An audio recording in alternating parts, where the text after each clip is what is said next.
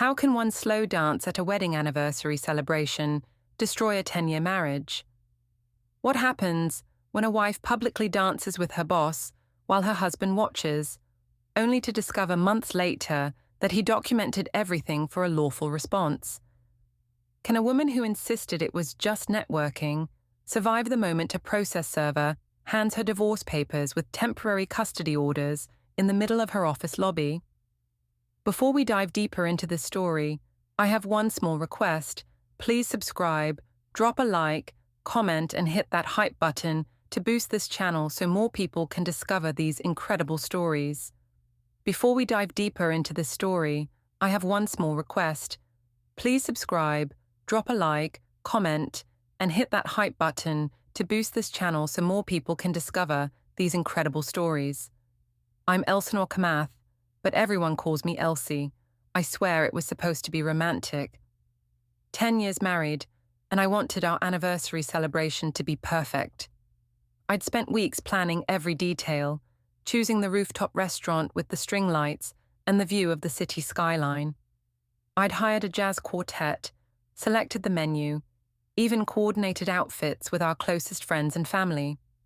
This was going to be the night everyone remembered. My boss Julian had texted that morning, asking if he could stop by. He said he wanted to congratulate us in person, that it wasn't every day one of his team members hit such a milestone. I thought it was sweet, professional even. When I mentioned it to Dev over breakfast, he paused with his coffee cup halfway to his mouth. He asked why I'd invited my boss to our anniversary. I said I hadn't exactly invited him, that Julian had offered to come. Dev asked if I'd told him not to. I said no, because it seemed rude. Dev nodded slowly and said he supposed it was fine, but his tone suggested it wasn't fine at all. The rooftop terrace glowed with string lights when we arrived that evening. Everyone kept telling us how beautiful the venue was. Dev seemed happy enough at first, shaking hands with friends, hugging his mother Kavita when she presented us with a small gift wrapped in gold paper. She'd written a card about lasting love and patience. I thanked her and set it aside, already thinking about the Instagram photos I'd post later. I wore a red dress, something bold, something that said I was still the woman Dev married, but better now, more confident. My sister Priya complimented it immediately. My best friend Lena said I looked like I'd stepped out of a magazine. I felt good, powerful, visible. Dev wore a simple suit, navy blue, the same one from our wedding. He looked handsome but understated. That was Dev, always understated. The evening started perfectly. Champagne flowed. The jazz quartet played soft standards. People toasted us, shared funny stories about our early dating days. Dev held my hand during the speeches, smiled at the right moments. I thought everything was going exactly as I'd planned. Then Julian arrived. He came through the rooftop entrance around 8:30, apologizing for being late. His meeting had run long, he explained. He brought a bottle of wine that probably cost more than our entire dinner. He kissed my cheek in greeting, shook Dev's hand firmly. I noticed Dev's grip was brief, almost perfunctory. Julian handed us the wine and immediately launched into praise about how lucky he was to have me on his team, how I was going places in the agency. People clapped politely. Julian made a toast, something about creativity and ambition and the importance of supporting talented people. He looked at me when he said it. I felt seen in a way I hadn't felt in months. Dev's hand tensed slightly in mine, but when I glanced at him, his smile was still in place. The jazz quartet started playing something slow and romantic. Couples moved to the small dance floor. I expected Dev to ask me to dance, but before he could, Julian turned to me and extended his hand. He said, "May I have this dance? For the anniversary, girl?" He was charming, confident. I said yes immediately. I didn't think to ask Dev if he minded. I told myself it was just a dance, that confident women didn't need permission for everything. We moved to the dance floor. Julian's hand rested on my waist, perfectly appropriate, but somehow charged. He told me I looked stunning. that Dev was a lucky man. I laughed and said Dev knew it. We moved easily together. Julian was a good dancer, better than Dev, who always claimed he had 2 left feet. Julian told me about the new campaign he wanted me to lead, how he saw real potential in my creative vision. He made me feel important, valued, recognized. The song ended, but another began, and we kept dancing. I could see Dev sitting at our table alone. His mother had sat down beside him, saying something I couldn't hear. He was folding his napkin into smaller and smaller squares, a habit he had when he was thinking too hard. Lena was filming us on her phone, grinning. She mouthed across the room, "You look amazing." I felt electric. By the 3rd song, I noticed some guests looking uncomfortable. Priya was whispering to her husband, glancing our way, but Julian kept talking, kept making me laugh, and I didn't want the moment to end. His hand had moved slightly lower on my back, not inappropriately but noticeably. When the music finally stopped, Julian squeezed my hand before letting go. He said, "Your husband is very understanding." I said Dev trusted me. Julian said, "That's a rare quality." I walked back to the table, flushed and happy. Dev excused himself to the restroom. He was gone for 15 minutes. When he came back, his face was neutral, almost blank. I asked if he was okay. He said he was fine. I asked if he wanted to dance with me now. He said maybe later. I said the quartet was really good. He said yes, they were. I said everyone seemed to be having fun. He said it certainly looked that way. Later never came. Dev spent the rest of the evening talking quietly with his mother, with my father Amar, with his best friend Marcus, who'd flown in from Seattle. They formed a tight circle at the edge of the terrace, and I felt oddly excluded from my own celebration. Julian stayed for another hour, charming everyone he spoke to, but I noticed Dev never joined any conversation Julian was part of. When the evening ended, Dev thanked everyone for coming. His voice was warm, gracious. He hugged his mother for a long time. She whispered something to him I couldn't hear. He nodded. On the drive home, I tried to fill the silence with chatter about how nice everyone looked, how good the food was, how sweet Julian was to bring such expensive wine. Dev said nothing. He just drove, hands at 10 and 2, eyes on the road. I asked what was wrong. He said he was tired. I said he'd barely danced with me all night. He said I seemed to have that covered. The comment stung, but I laughed it off, told him not to be jealous. He didn't respond. The silence stretched between us like a physical thing. When we got home, Kavita was still awake in the living room. She'd stayed to watch Rohan and Mira, our 2 kids. She asked how the evening went. I said it was perfect. Dev said it was memorable. His mother looked between us, her expression careful, reading something neither of us had said aloud. She gathered her purse and said goodnight quietly. In the kitchen, I poured myself water and leaned against the counter, still buzzing from the evening. Dev stood by the sink, rinsing his champagne glass with deliberate slowness. I said, "You're really going to sulk about one dance?" He set the glass down carefully. He said, 3 dances. I said it was harmless. He said it didn't feel harmless. I asked what he wanted me to do, apologize for having fun. He said he wanted me to notice when something hurt him. I rolled my eyes. I told him marriage couldn't survive if we policed every little interaction. He said marriage couldn't survive if we ignored what respect looked like. I said he was being old-fashioned, that modern couples trusted each other. He said trust wasn't the same as invisibility. He said trust wasn't permission to make him disappear while I danced with another man at our anniversary party. I said he was overreacting. He said maybe, but that didn't change what he felt. I said feelings weren't facts. He said, "No, but they're real." I didn't know what to say to that. I told him I was going to bed. Before I left the kitchen, I noticed his phone on the counter light up. A calendar reminder flashed across the screen. Riverside, 9:45 a.m.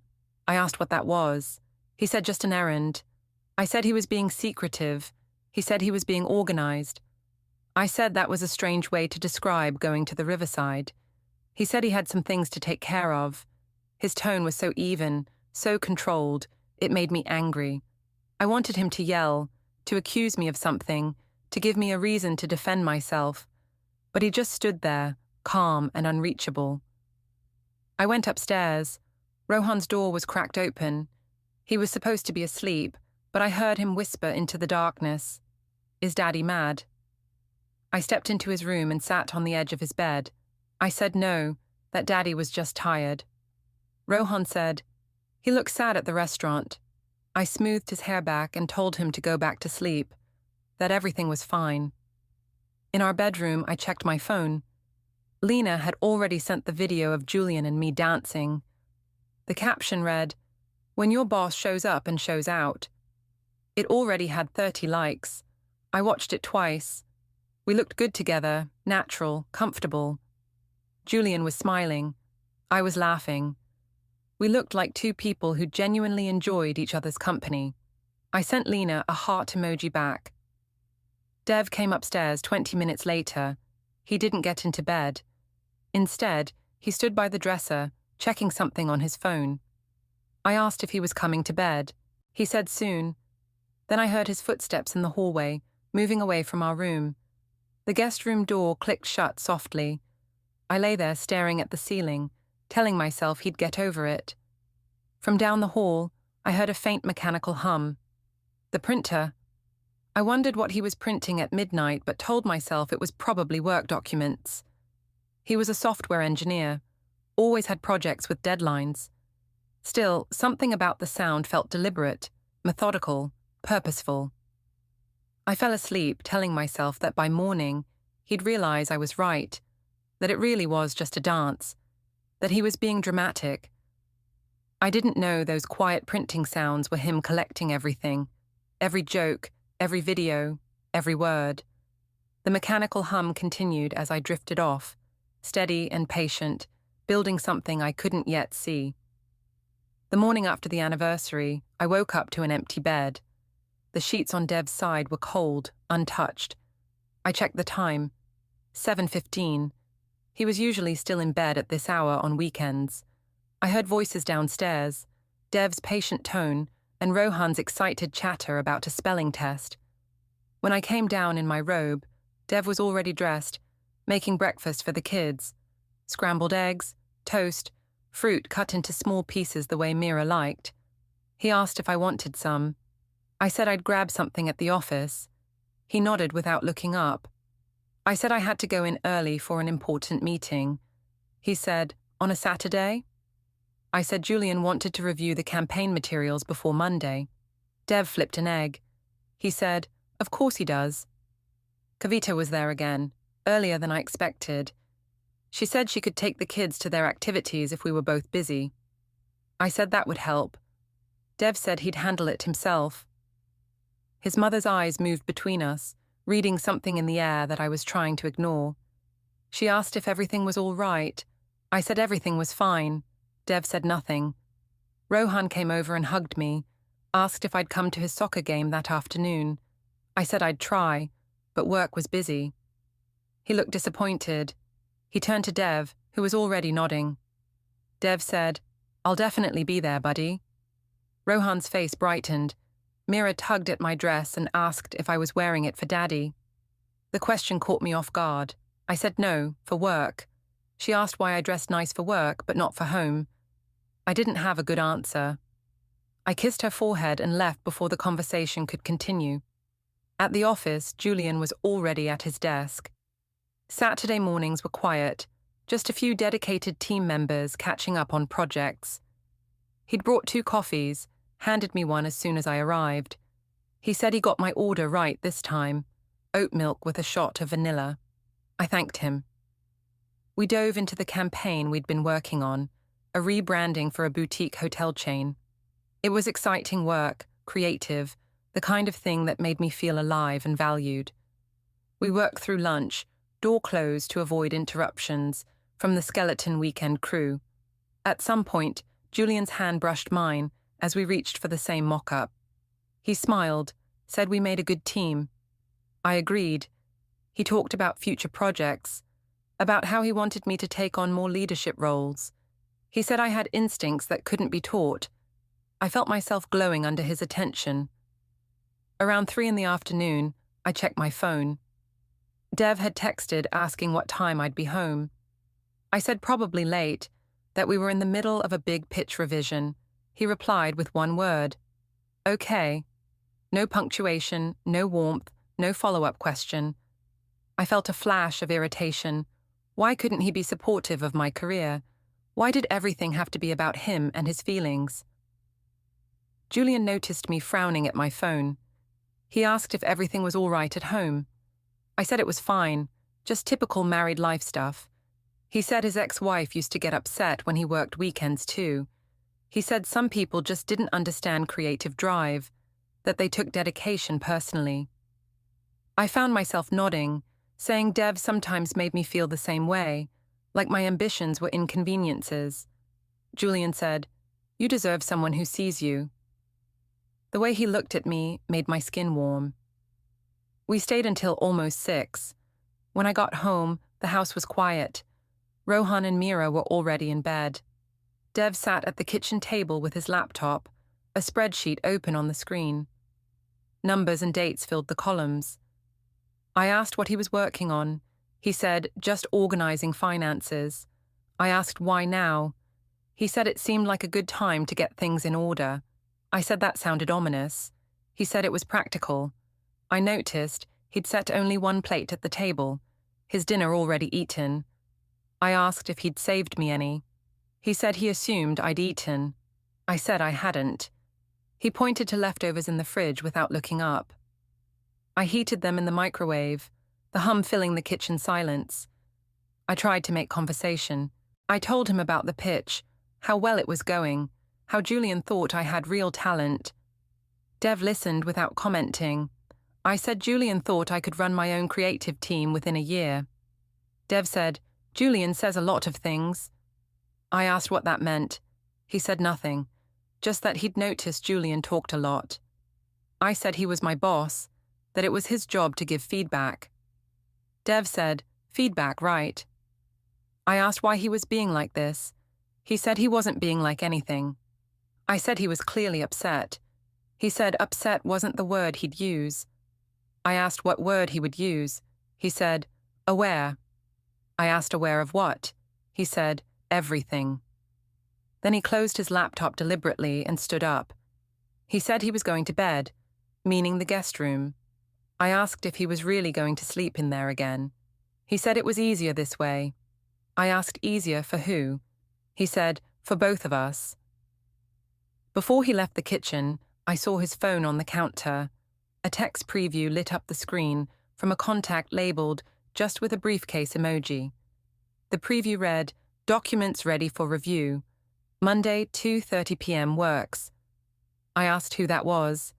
He picked up the phone calmly and said, "Just someone helping me with some paperwork." I asked what paperwork. He said, "Household things." I said he was being deliberately vague. He said, "I'm being appropriately private." I felt defensive even though he hadn't accused me of anything. I said, "You act like I can't even stand near your stuff." He said, "You can stand wherever you want. I just don't want to give you another thing to make a joke about." I said, "That's not fair." He said, "Neither was that plan." I said, "What plan?" He said, "Dancing with him like I wasn't there." Then he walked out of the kitchen. I stood there alone, angry and confused. I opened my phone and scrolled through social media. The anniversary video had more comments now. Most were positive, but a few made me uncomfortable. One read, "Is this really appropriate?" Another said, "Where's the husband in all this?" I deleted the notifications and posted a story. You can't be too serious in life. Laugh through everything. The post got hearts instantly. Someone commented, "Can't wait to see more from you two." I assumed they meant Dev and me, but the phrasing felt ambiguous. That night I couldn't sleep. I heard that mechanical sound again from the guest room. The printer, waking up, processing something. I got up and stood in the hallway listening. The sound continued, steady and methodical. I knocked softly. Dev said, "Yes." I opened the door. He was sitting at the small desk, papers spread out in neat stacks. When he saw me, he calmly placed a folder over them. I asked what he was doing. He said, "Organizing." I asked, "Organizing what?"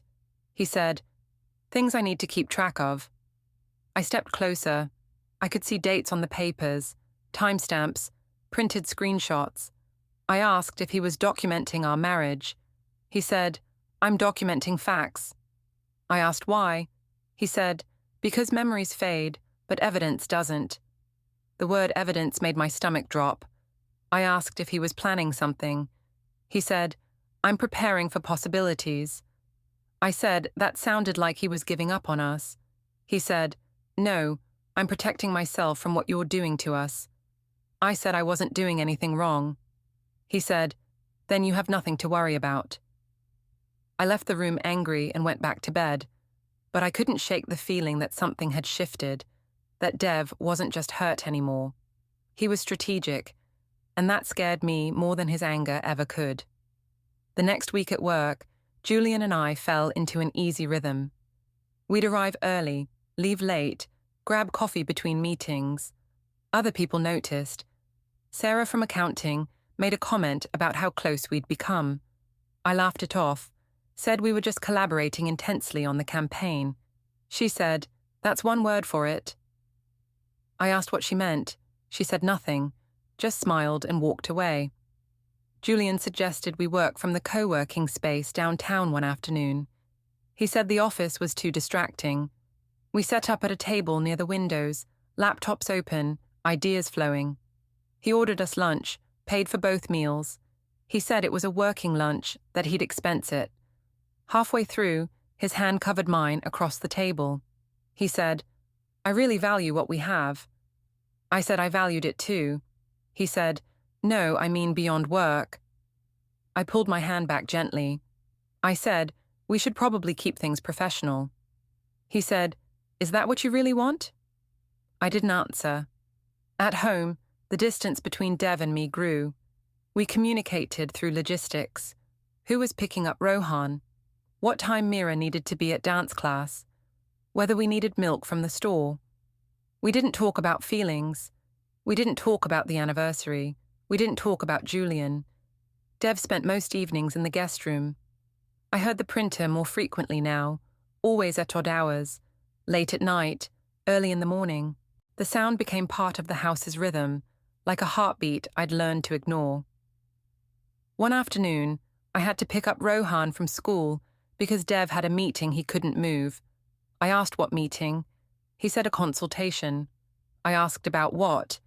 He said, personal matters. When I arrived at the school, Rohan was quiet in the back seat. I asked how his day was. He said fine. I asked if something was wrong. He said some kids asked if his parents were fighting. I felt my chest tighten. I asked why they'd think that. He said, "Because you and Daddy don't smile anymore." I told him we were fine, just busy with work. He said, "That's what Emily's mum said before her dad moved out." I asked where he heard that. He said Emily told him at recess. I said our situation was different. He asked how. I didn't have an answer that would satisfy an 8-year-old, so I just said, "It just is." When we got home, Dev's car was already in the driveway. I found him in the garage, sorting through boxes. I asked what he was doing. He said, organizing old files, making space. I said, for what? He said, whatever comes next. I asked what that meant. He said, just preparing. I said he was being cryptic on purpose. He said, I'm being clear, you're just not listening. That evening, I found a sticky note on the bathroom mirror I hadn't noticed before. It said, storage unit key, check under desk mat. I went to the guest room and looked under the desk mat. There was a small silver key tape there. I asked Dev about it when he came upstairs. He said he'd rented a storage unit for some things he didn't need in the house anymore. I asked what things. He said, personal items. I asked if he was moving out. He said, not yet. Not yet. Those two words echoed in my head all night. My phone buzzed around 9. Julian had texted asking if I wanted to grab drinks tomorrow after work. He said we deserved to celebrate finishing the first draft of the campaign. I hesitated for a moment, then replied yes. Dev was already in the guest room. I could hear him on the phone, speaking in low tones. I pressed my ear to the door. I caught fragments. Timeline makes sense. Documentation is thorough. Ready when you are. I knocked. The conversation stopped immediately. Dev opened the door. I asked who he was talking to. He said a friend. I asked which friend. He said, someone you don't need to worry about. I said married people shouldn't have secret phone calls. He said, married people shouldn't have secret anything. But here we are. The next evening, I met Julian at a wine bar near the office. It was dimly lit, intimate, the kind of place couples went on dates. Julian ordered a bottle I'd never heard of, something French and expensive. He talked about his divorce, how his ex-wife never understood his creative drive, how she made him feel small for wanting more out of life. I found myself nodding along, saying Dev sometimes made me feel the same way. Julian leaned closer. He said, "You deserve someone who celebrates you, not someone who makes you feel guilty for success." I said Dev wasn't that bad. Julian said, "But he's not that good either, is he?" I didn't respond. Julian's hand found mine again. This time, I didn't pull away. We stayed until almost 10. When I got home, the lights were off except for the guest room. I went straight to the bedroom and got ready for bed. My phone buzzed. Priya had texted, "Call me. It's important." I ignored it. I didn't have the energy for a sister interrogation. The next morning, Priya showed up anyway. She didn't call first. She just rang the doorbell at 7 in the morning. Dev answered, let her in, and immediately left for his morning run. Priya looked at me across the kitchen counter and said, "We need to talk." She pulled out her phone and showed me screenshots. Comments on the anniversary video that had gotten worse. Someone had shared it to a local community group with the caption, "When networking goes too far." The comments were brutal. "That poor husband. This is embarrassing. Some people have no shame." I felt my face burn. Priya said, "People are talking, Elsie." I said people should mind their own business. She said, "You made it their business when you posted it publicly." I said it was just a dance. She said, "You keep saying that like repetition makes it true." I asked if Dev had called her. She said he didn't have to, that the evidence was public and humiliating. I told her she didn't understand, that Dev had been distant for months, that Julian made me feel valued. She said, "So you're admitting something is happening?" I said no, just that Julian appreciated my work. She said the word slowly, "Work." The skepticism was thick. She asked if I'd thought about what I was risking. I said I wasn't risking anything. She said, "You're risking everything and you don't even see it." Before she left, she said, "Dad knows. He called me last night. He's disappointed." I felt something crack inside me. My father's approval had always mattered. I asked what he said. Priya said, "He said he raised you better than this." Then she walked out. A few days later, Priya organized a family dinner. She said it had been too long since we all got together, but I knew immediately it was an ambush. When Dev and I arrived at the restaurant with the kids, everyone was already seated. My father, Amar, my mother, Priya, and her husband, Kavita. They'd saved 2 seats for us, but the arrangement felt deliberate. Dev sat next to his mother. I sat next to my father, who barely looked at me. Dinner started civilly enough. We ordered appetizers. Mira chatted about her art class. Rohan pushed food around his plate, sensing the tension adults tried to hide. Then my father set down his fork with deliberate precision and looked directly at me. He asked how work was going. I said great, really exciting projects. He asked if my boss was supportive. I said very. He asked if perhaps too supportive. The table went quiet. I asked what he meant. He said, "I've seen the videos." My stomach dropped. Priya looked down at her plate. Kavita folded her hands in her lap, her expression carefully neutral. I said it was just an anniversary party. My father said it looked like more than that. I said people were reading too much into a simple dance. He said 3 dances with another man while my husband sat alone wasn't simple. Dev said nothing, just cut his chicken into precise, equal pieces. I said I didn't appreciate being ambushed. Priya said it wasn't an ambush, it was concern. I said everyone was taking Dev's side. She said there weren't sides, just facts. I asked what facts. She pulled out her phone and showed me more screenshots I hadn't seen, comments that had multiplied overnight. Is this really appropriate? Boss and employee, yikes. This is how affairs start.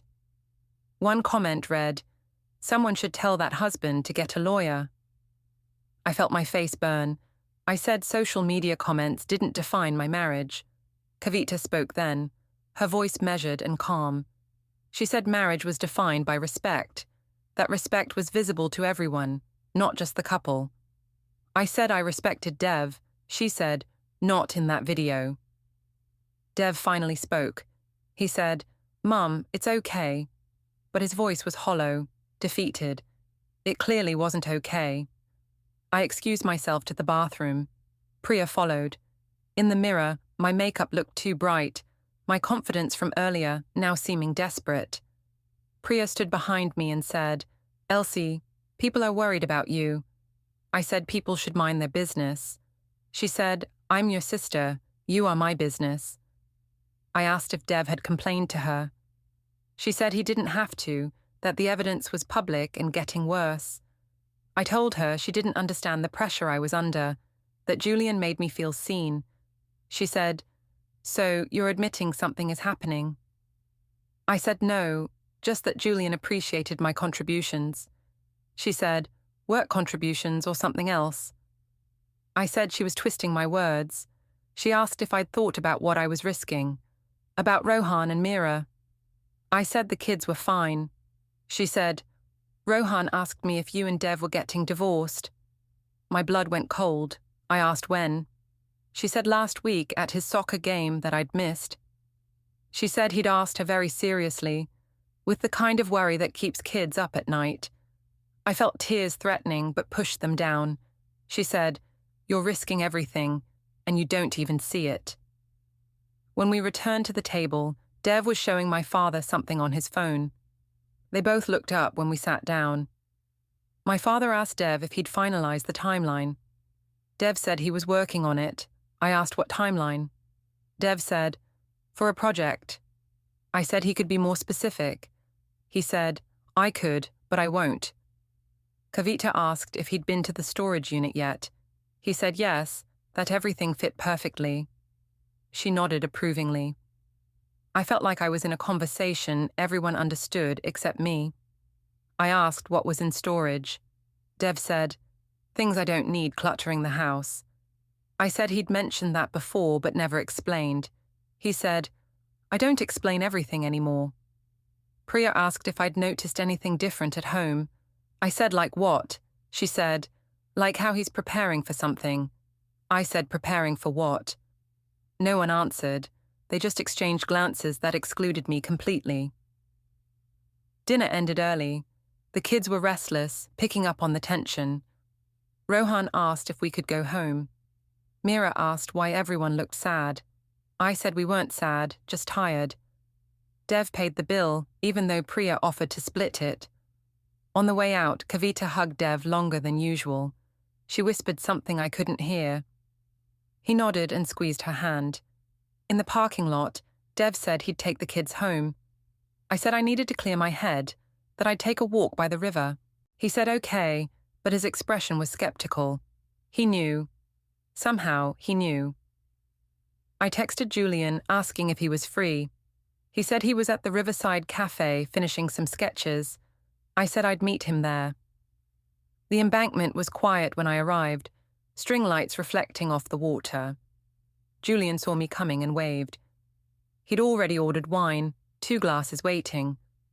We sat on a bench overlooking the water, and I vented about the dinner, about how everyone was treating me like a criminal for having a close working relationship.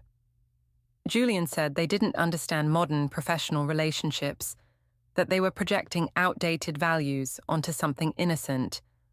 I said exactly. He said I deserved better than judgment. His hand rested on my knee, warm and steady. I didn't move it. We sat there talking for over an hour, the wine making everything softer, easier. He told me his ex-wife used to do the same thing, make him feel guilty for having female friends. He said control disguised as concern was still control. I felt validated, seen. He leaned in, and I didn't pull away. He kissed me. It was brief but intentional, electric. For a moment, I forgot about everything else. Then a car drove past slowly on the embankment road. I looked up and saw Priya behind the wheel. Our eyes met through the window. She didn't stop. She didn't honk. She just kept driving, her expression unreadable but aware. My stomach turned. Julian asked if I knew that car. I said it was my sister. He said, "Shit." I said she'd probably tell Dev. He asked if I wanted to explain to him what she saw. I said there was nothing to explain, that it was just a kiss. He said, "Just a kiss that your sister witnessed." I felt the weight of it then, the impossibility of talking my way out of what had just happened. I went home an hour later, dread building with every block. The house was dark except for the guest room light. I went upstairs and saw Dev sitting at the small desk, a folder open in front of him. The label read, "Household" in neat capital letters. Inside were dividers, bank statements, utilities, insurance, calendar notes, social media. Each section was meticulously organized, pages in plastic sleeves. I asked what he was doing. He said, "Keeping track." I asked of what. He said, "Everything." I stepped closer despite my fear. I could see invoice copies, printouts of social media posts with highlighted timestamps, screenshots of texts. My texts, my posts. I asked if he was spying on me. He said, "No, documenting." I asked the difference. He said, "Intent. Spying is secret. This is deliberate." I asked why he was doing this. He said, "Because when someone shows you who they are, you should have proof." I tried to close the folder, but he moved it away calmly. He said, "You can't erase what's already recorded." I said he was building a case against me. He said, "I'm protecting myself from what you're becoming." I said I wasn't becoming anything. He said, "You're becoming someone I don't recognize." I asked if Priya had called him. He said she had. I asked what she said. He said, "Enough." I tried to explain that it was nothing, that Julian kissed me, and I was too surprised to react. Dev said, "She said you didn't pull away. She said you leaned in." I said Priya was lying. Dev said, "Priya sent me a photo." He turned his phone toward me. There it was, grainy but clear. Julian and me on the bench, his hand on my knee. Both of us leaning toward each other. The kiss captured in digital evidence. I felt trapped. I said it was a mistake, a moment of weakness. Dev said, "Mistakes are accidents. That looks intentional." I said I was confused, that Julian had been paying attention to me when Dev hadn't. Dev said, "I've been paying attention to everything. You just didn't notice because you were too busy being noticed by him." He stood up and gathered the folder. He said he was done talking for tonight. I asked where this was going. He said, "Wherever it needs to go." I asked if he was giving up on us. He said, "No, I'm facing reality. There's a difference." Then he put the folder in the locked drawer, the one I'd tried to open before. He said, "You should get some sleep. Tomorrow's going to be a long day." I asked what that meant. He said, "You'll see." Then he closed the guest room door, leaving me in the hallway alone. I went back to the bedroom and tried to sleep, but I couldn't. Every sound felt threatening. The house settling, the refrigerator humming, and from down the hall, that printer again. More pages, more evidence, more preparation for something I couldn't see but could feel approaching like a storm. The next morning started wrong. Dev was already gone when I woke up. His car wasn't in the driveway. The kids were still asleep. I went to the guest room. The door was locked. I tried the handle twice, then knocked. No answer. I went downstairs and made coffee, my hands shaking. Priya called at 8. She said, "I told Dev everything." I said, "I know." She said, "You need to stop this before it's too late." I said, "Too late for what?" She said, "Before you lose everything that matters." I said she was being dramatic. She said, "I'm being honest. You're the one performing." Then she hung up. At work, Julian was distant. When I tried to talk to him about the campaign, he was brief, professional. I asked if everything was okay. He said we should probably cool things off for a while. I asked what that meant. He said, "I think we got too close. It's complicated now." I said it didn't have to be. He said, "Your sister saw us. Your husband probably knows. This has gotten messy, and I don't do messy." I felt abandoned, used. I said he'd encouraged everything, made me feel special. He said, "I was friendly. You read into it what you wanted." I said he'd kissed me. He said, "You kissed back. Takes two." I said he'd pursued me. He said, "We pursued each other, but now it's got consequences and I'm not interested in those." He walked away, leaving me standing in the office hallway alone. I went home early, sick to my stomach. Dev was there, working on his laptop at the kitchen table. I asked why he was home. He said he'd taken a personal day. I asked for what. He said, "To handle things properly." I asked what things. He said, "You'll know soon." That evening, I tried to talk to him seriously. I said we needed counseling, that I was willing to work on us. He said, "Counseling requires two people willing to change. You've shown me you're not one of them." I said I'd changed already, that I'd stopped seeing Julian outside of work. He said, "Because he stopped seeing you. You didn't choose me. You were unchosen by him. There's a difference, and I know it." I said that wasn't fair. He said, "What's not fair is dancing with another man at our anniversary while I watched. What's not fair is kissing him while our kids slept at home. What's not fair is making me feel crazy for noticing what everyone else could see." His voice never rose. That was the worst part. His calm was more devastating than any yelling could have been. I asked what he wanted from me. He said, "I wanted you to choose us. Past tense." I asked if there was any way to fix this. He said, "I'm already fixing it, my way." I asked what that meant. He said, "You'll see tomorrow." I asked what was tomorrow. He said, "The day you understand consequences." That night, I barely slept.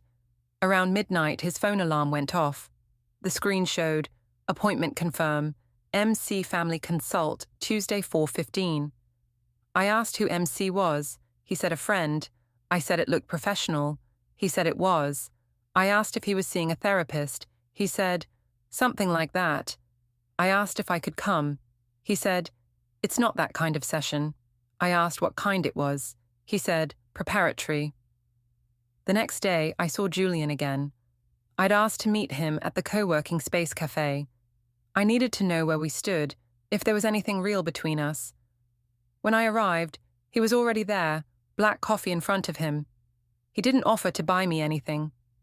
I sat down across from him and asked what was going on between us. He sighed, leaned back in his chair. He said, "Elsie, this situation has gotten complicated." I said relationships were always complicated. He said, "No, this is different. The visibility. People at work are talking. Your family knows. This affects my reputation." I said, "What about my reputation?" He said, "You're the one who made it public."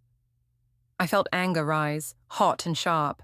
I said he'd encouraged me, made me feel like I was special, like we had a connection. He said, "I was friendly. You read more into it than was there." I said he'd kissed me by the river. He said, "You kissed back." Enthusiastically. I said he'd pursued me first. He said, "We pursued each other, sure. But now it's messy, and I don't do messy. I have a career to protect. I asked if he ever cared about me. He said, I cared about the person I thought you were. The real version is more complicated than I bargained for. I asked what that meant. He said, it means you're willing to blow up your marriage for attention, and that's not someone I want to be associated with. He stood up, put on his jacket. He said, you should focus on fixing things at home, if there's anything left to fix. Then he walked out. I sat there staring at my untouched coffee, realizing I'd burned down my marriage for someone who'd already moved on to whatever was next for him. The humiliation was complete. When I got home that afternoon, Dev was making dinner. The kids were doing homework at the table. Everything looked normal, domestic, like a scene from someone else's life. Dev asked if I was hungry. I said no. He said, suit yourself. The kids ate while Dev asked them about their day, genuinely interested in their answers. I sat silently, watching this man I'd married be a good father while I'd been chasing validation from someone who never cared. After the kids went to bed, I tried again. I said, we need to talk about fixing this. Dev said, what's left to fix? I said our marriage. He said, you should have thought about that earlier. I asked if he'd talked to anyone about separation. He said, I've talked to the people I need to talk to. I asked who. He said, professionals. I demanded details. He said, you'll know when you need to know. I said I had a right to know now. He said, rights are interesting. Everyone has them until they abuse them. I asked what he meant. He said, you had the right to my trust, to my respect, to my partnership. Where are those things now? I didn't answer. I couldn't. He said, that's what I thought. Later that evening, I found his laptop open on the kitchen counter. The calendar was visible, showing months of appointments going back to March. Storage consultation, financial review, downtown bank, documentation standards meeting, final review prep, review custody templates. Each entry was vague but purposeful, building toward something. I took photos with my phone, hands shaking. When I looked up, Dev was standing in the doorway. He asked if I found what I was looking for. I said I deserved to know what he was planning. He said, you'll know soon enough. Tomorrow, actually. I followed him to the stairwell landing, desperate now. I said, why are you doing this? We can work it out. He turned to face me, his expression calm, almost serene. He said, I'm doing what I should have done the moment you stopped seeing me as a person. I said, I never stopped seeing you. He said, you stopped respecting me. Respect is how people see each other as human. I said we could go to counseling, try again. He said, counseling requires two people willing to change. You've shown me you're not one of them. You're only upset because your affair partner rejected you. The word affair hit like a punch. I said it wasn't an affair. He said, what would you call it? Emotional intimacy with someone else. Physical intimacy. Secret meetings. Lies. What word makes you comfortable? I said I'd made mistakes. He said, mistakes are singular. Choices are patterns. You made choice after choice, and now I'm making mine. I asked what he wanted. He said, I want what I'm owed. I asked what that was. He said, clarity, dignity, a chance to rebuild without someone who sees me as an obstacle. I said we could have clarity together. He said, no, this clarity is mine. You'll get yours tomorrow. He walked down the stairs. I called after him, asking where he was going. He said, to handle things properly. I asked what that meant. He said, you'll see. 10 o'clock, office tower lobby. Don't be late. My blood ran cold. My office building. He was planning something public. I asked what he was going to do. He said, give you what you gave me. Attention. Just a different kind. Then he left through the front door. I watched from the window as he got in his car and drove toward downtown. I couldn't sleep at all that night. I checked his location sharing, but he'd turned it off weeks ago. I called Priya. She didn't answer. I called Kavita. She picked up after 5 rings. I asked if she knew what Dev was planning. She said, yes, and I support him completely. I asked her to tell me. She said, you'll find out tomorrow. Maybe it'll finally teach you something about consequences. Then she hung up. Around midnight, I drove to his office parking garage, unsure why. His car was there, parked facing the exit. The trunk was slightly open. I looked inside. Cardboard boxes, labeled with dates: January, February, March, April, May, June, each filled with papers organized in folders. I heard footsteps. Dev appeared from the stairwell, carrying another box. He saw me and didn't flinch. You shouldn't be here, he said. What are you doing? Organizing. What's in the boxes? Everything you thought I missed. He was calm, almost gentle. Tomorrow, 10 o'clock. It ends. I begged. He set the last box down and looked straight at me. I gave you months to stop. You didn't. Now I stop it my way. Next morning, in my office lobby at exactly 10, a process server handed me a thick envelope while half the building watched. Divorce papers. Emergency temporary custody to him. Supervised visits for me. 1 hour on Wednesdays, 4 on alternate Saturdays. 37 pages of evidence. Texts, photos, receipts, timestamps, witnesses, even the anniversary video where I danced with Julian while Dev sat alone. He stood across the marble floor, hands in pockets, watching me understand. I gave you every chance, he said quietly. You gave me months of reasons. Then he walked out into the sunlight. By that afternoon, the house was his. The accounts were frozen. My family wouldn't answer my calls, and Julian looked right through me in the elevator. Dev picked the kids up with Kavita like it was the most natural thing in the world. I watched from the balcony as Rohan kicked his soccer ball and Mira laughed, lighter than they'd been in months. On the last page of the filing, in his neat handwriting, "This is not revenge, this is restoration." The printer I'd heard for months had finally gone silent. The evidence was filed.